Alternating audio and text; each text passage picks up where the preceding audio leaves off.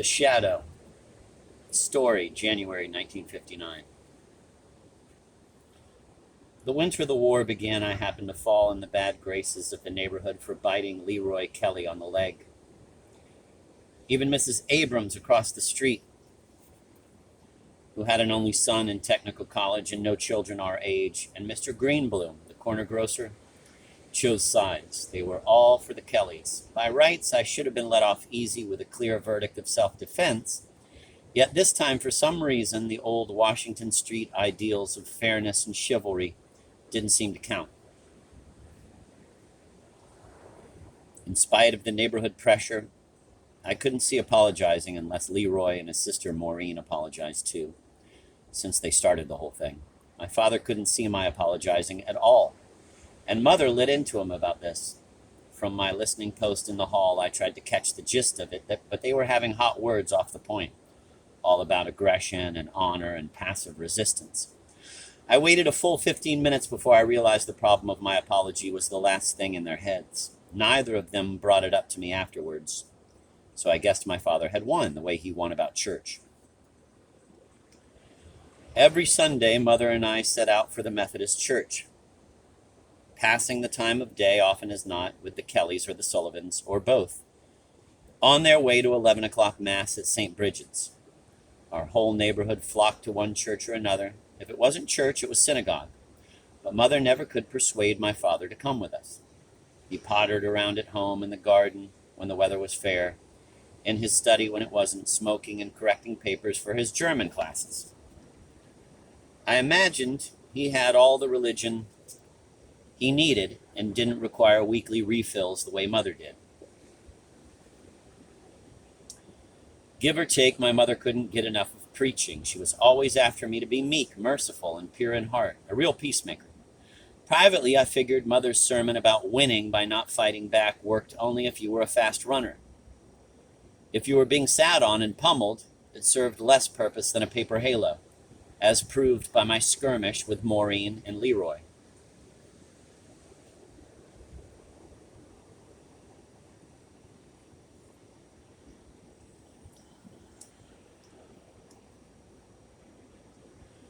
The Kellys lived next door to us in a turreted yellow frame house with a sagging veranda and orange and purple panes in the window on the stair landing.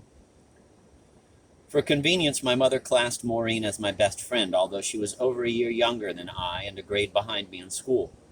Leroy, just my age, was a lot more interesting. He had built a whole railroad village in his room on top of a large plywood table, which left barely enough space for his bed and the crystal set he was working on.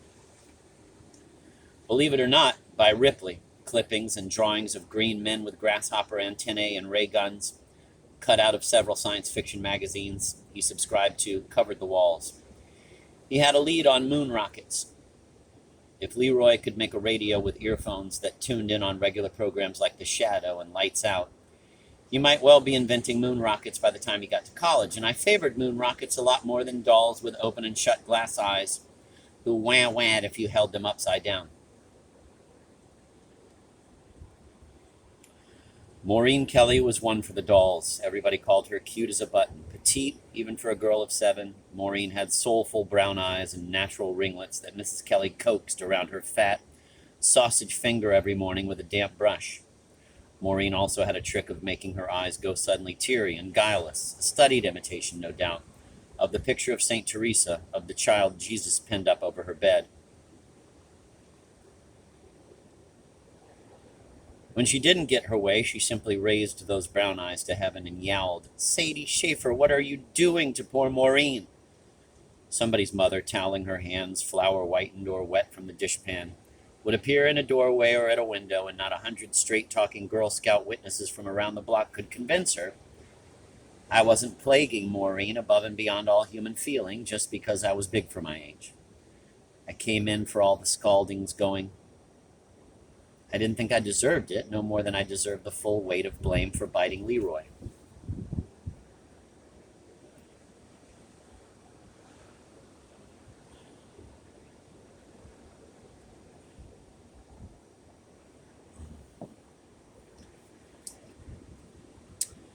The facts of the fight were clear enough. Mrs. Kelly had gone down to Greenbloom's to get some gelatin for one of those jiggly plastic salads she was always making. And Maureen and I were sitting by ourselves on the couch in the Kelly's den, cutting out the last of the wardrobe for her Bobby twin paper dolls. Bobsy twins paper dolls. Let me use the big scissors now, Maureen gave a delicate, put-upon sigh. I'm tired of mine. They make such little snips. I didn't look up from the sailor suit I was trimming for the boy Bobsy. Oh, you know your mother won't let you use these, I said reasonably. They're her best sewing scissors, and she said you can't use them until you're bigger. It was then that Maureen put down her stub-ended Woolworth scissors and started to tickle me. Tickling made me have hysterics, and Maureen knew it. Don't be silly, Maureen.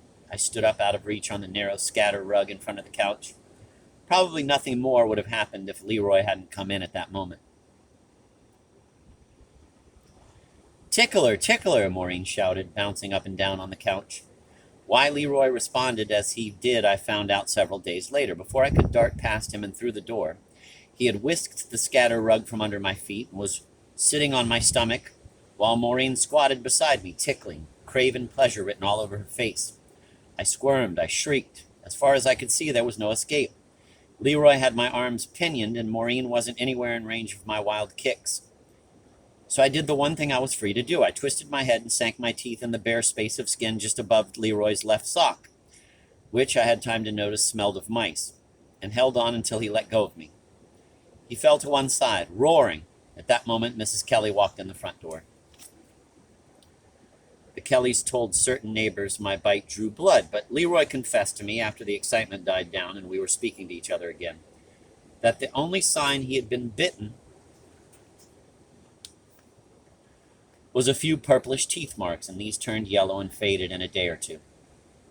Leroy had learned the scatter rug trick from a Green Hornet comic book he later loaned me, pointing out the place where the Green Hornet, at bay, the spy's gun a few feet from his nose, asked humbly to pick up a cigarette he has just dropped, and please may he enjoy his last smoke on earth.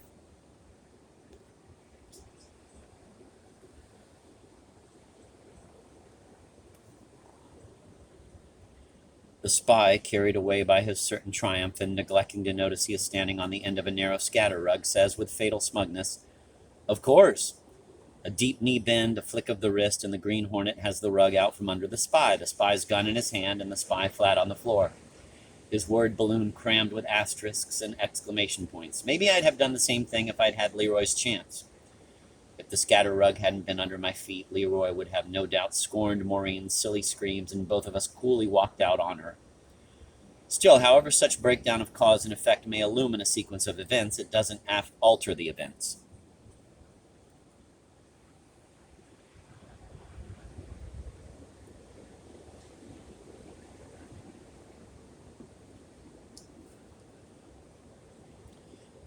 That Christmas, we did not get our annual fruitcake from Mrs. Abrams. The Kellys got theirs, even after Leroy and Maureen and I had come to terms. Mrs. Kelly didn't start up the Saturday morning coffee hours with my mother, which she had broken off the week of our quarrel. I continued to go to Greenbloom's for comics and candy, but there, too, the neighborhood cold front was apparent. A little something to sharpen the teeth, eh? Mr. Greenbloom lowered his voice, although there was no one else in the shop. Brazil nuts, almond rock, something tough? His sallow, square-jowled face with the purple-pouched black eyes didn't crinkle up in the familiar smile, but remained stiff and heavy, a creased, lugubrious mask. I had an impulse to burst out. It wasn't my fault. What would you have done? What would you have had me do?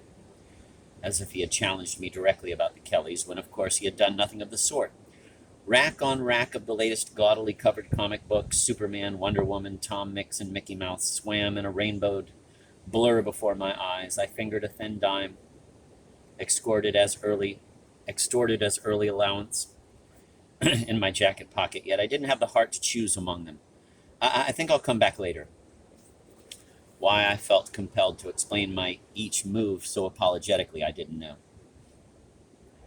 From the first, I thought the issue of my quarrel with the Kellys a pure one, uncomplicated by any flow of emotion from sources outside it. Whole and self-contained as those globed red tomatoes my mother preserved at the end of every summer in airtight mason jars. Though the neighbor's slight seemed to me wrong, even strangely excessive since they included my parents as well as myself. I never doubted that justice sooner or later would right the balance. Probably my favorite radio programs and comic strips had something to do with my seeing the picture so small and in such elementary colors.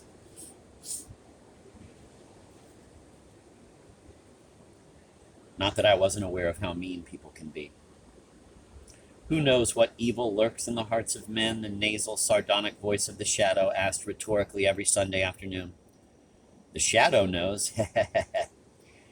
Each week, Leroy and I studied our lesson. Somewhere, innocent victims were being turned into rats by a vicious experimental drug, burned on their bare feet with candles, fed to indoor pool of piranha fish. Gravely in Leroy's room or my own, behind shut doors or in whispers at recess on some patch of the playground, we shared our accumulating evidence of the warped, brutish emotions current in the world beyond Washington Street and the precincts of the Honeywell School.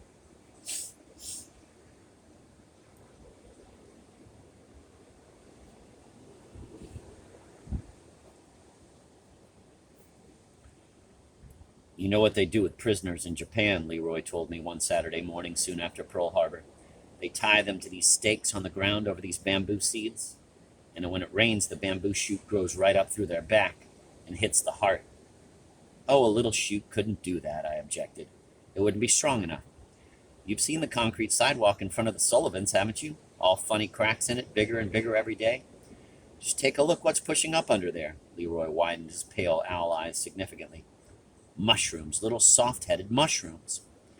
The sequel to the Shadow's enlightening comment on evil was, of course, his farewell message. The weed of crime bears bitter fruit. Crime does not pay. On his program, it never did. At least never for more than 25 minutes at a stretch. We had no cause to wonder. Will the good people win? Only how?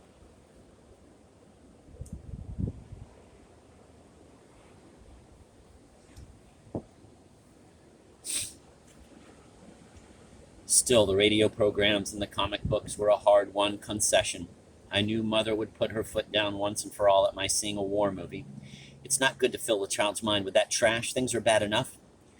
When, without her knowledge, I saw a Japanese prison camp film by the simple device of going to Betty Sullivan's birthday party, which included treating 10 of us to a double feature and ice cream, I had some second thoughts about Mother's wisdom.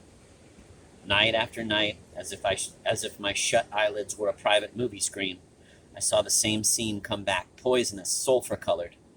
The starving men in their cells for days without water reached over and over again through the bars toward the audibly trickling fountain in the center of the prison yard, a fountain at which the slant-eyed guards drank with sadistic frequency and loud slurps.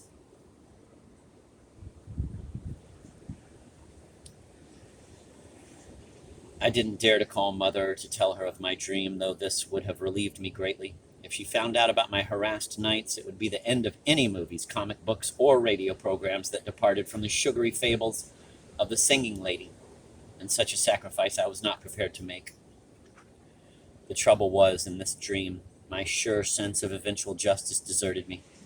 The dream incident had lost its original happy ending, the troops of the good side breaking into the camp, victorious to the cheers of the movie audience and the near-dead prisoners. If a familiar color, the blue of Winthrop Bay and the sky over it, or the green of grass, trees, suddenly vanished from the world and left a pitch-black gap in its place, I could not have been more bewildered or appalled. The old, soothing remedy, it's not true, it's only a dream, didn't seem to work anymore either. The hostile, brooding aura of the nightmare seeped out somehow to become a part of my waking landscape.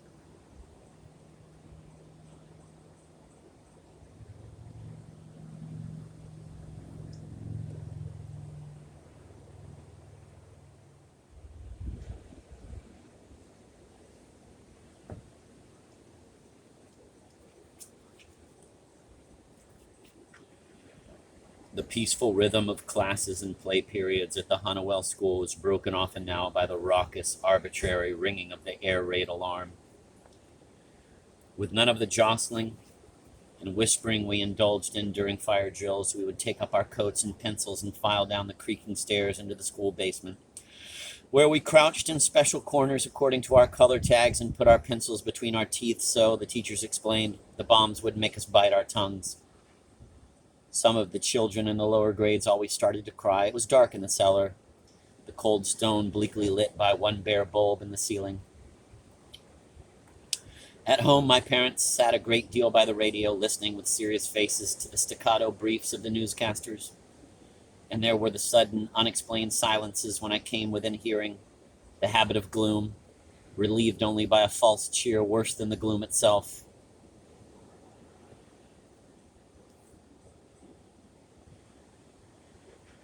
Prepared as I was for the phenomenon of evil in the world, I was not ready to have it expand in this treacherous fashion like some uncontrollable fungus.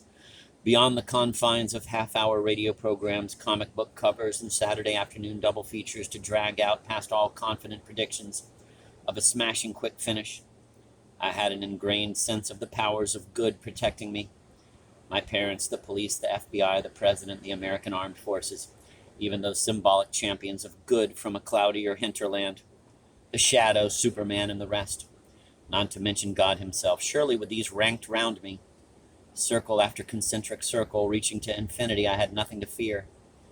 Yet I was afraid. Clearly, in spite of my assiduous study of the world, there was something I had not been told, some piece to the puzzle I did not have in hand.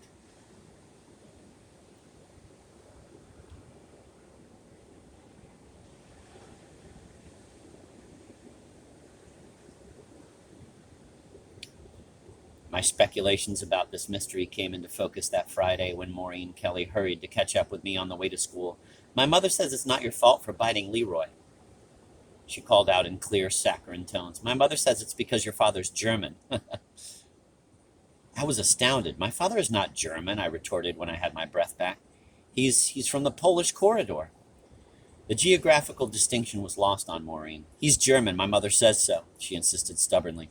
"Besides, he doesn't go to church."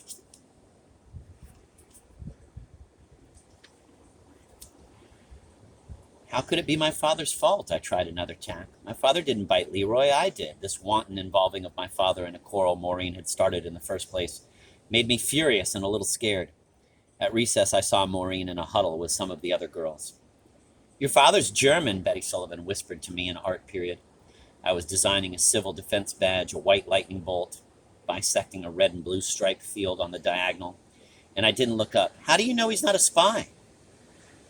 I went home straight after school, determined to have it out with my mother. My father taught German at the city college, right enough, but that didn't make him any less American than Mr. Kelly or Mr. Sullivan or Mr. Greenbloom. He didn't go to church, I had to admit.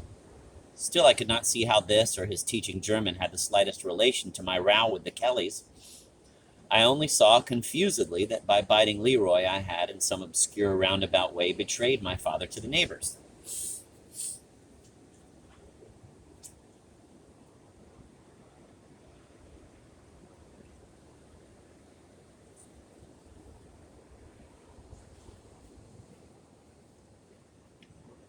I walked slowly in through the front door and out to the kitchen. There was nothing in the cookie jar except 2 stale ginger snaps left over from the last week's batch. "Ma," I called, heading for the stairs. "Ma, here, Sadie." Her voice sounded muffled and echoey as if she were calling to me from the far end of a long tunnel. Although the winter afternoon light died early on these shortest days, no lamps were lit in the house. I took the steps 2 at a time. Mother was sitting in the big bedroom by the graying window. She looked small, almost shrunken in the great wing chair. Even in that wan light, I could tell her eyes were raw-rimmed, moist at the corners. Mother didn't act the least bit surprised when I told her what Maureen had said, nor did she try to sweeten things with her usual line about how Maureen didn't know any better, being so little, and how I ought to be the generous one, forgive and forget. "Daddy isn't German the way Maureen said," I asked, to make sure. "Is he?" "In one way," my mother took me by surprise, "he is. He is a German citizen. But in another way, you're right, he isn't German the way Maureen said. He wouldn't hurt anybody," I burst out. "He'd fight for us if he had to." "Of course he would. You know and I know that." Mother did not smile. "And the neighbors know it. In wartime, though, people often become frightened and forget what they know. I even think your father may have to go away from us for a while because of this." "To be drafted, like Mrs. Abrams' boy?" No, not like that, Mother said slowly. There are places out west for German citizens to live in during the war, so people will feel safer about them. Your father has been asked to go to one of those. But that's not fair. How Mother could sit there and coolly tell me my father was going to be treated like some German spy made my flesh creep. It's a mistake. I thought of Maureen Kelly, Betty Sullivan, and the kids at school. What would they say to this? I thought in rapid succession of the police, the FBI, the President, the United States Armed Forces. I thought of God. God won't let it happen, I cried, inspired. Mother gave me a measured look. Then she took me by the shoulders and began to talk very fast, as if there was something vital she had to get settled with me before my father came home. Your father's going away is a mistake. It is unfair. You must never forget that, no matter what Maureen or anybody says. At the same time, there is nothing we can do about it. It's government orders, and there is nothing we can do about them. But you said God, I protested feebly. Mother overrode me. God will let it happen. I understood then that she was trying to give me the piece to the puzzle I had not possessed.